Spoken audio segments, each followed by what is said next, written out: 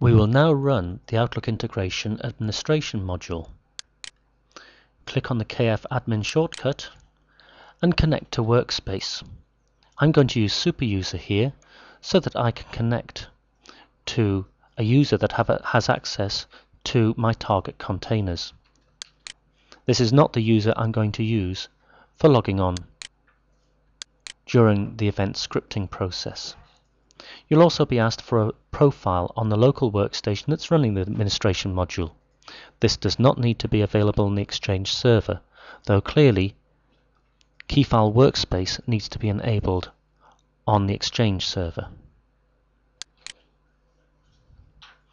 Now you can see that I've used the workspace logon to give me access to objects in Keyfile, and I've used a mail profile to give me access to objects in Outlook.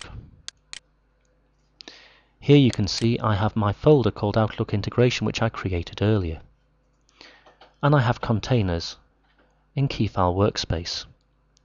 I have several options. The main one I'm going to show you is Activate, so that we can take objects from Outlook automatically into containers in workspace.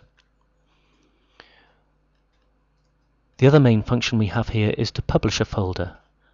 That allows us to take objects which are held in a Keyfile object and create workspace shortcuts in an Outlook public folder.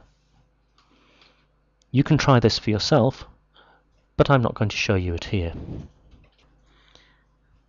As I've said, select your source folder in Outlook. Here I've called it Outlook Integration. Now select your target container in Keyfile. I've created a file cabinet specially called Outlook Integration. Then you need to click the Activate button.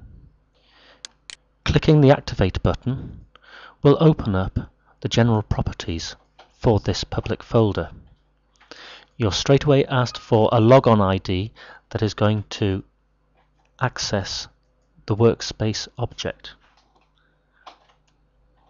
Here I'm going to use a special user that I created called Outlook with a password of password.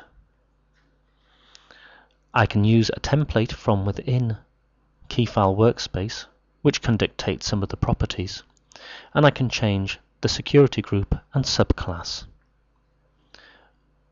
I must now click the Activate button once I've filled in all the parameters. Confirm Activate folder, yes. This will now update the event script on the server, and you'll be told if it's been successfully activated. Any other message means that this will not work. Notice how we now have a special icon against the Exchange folder.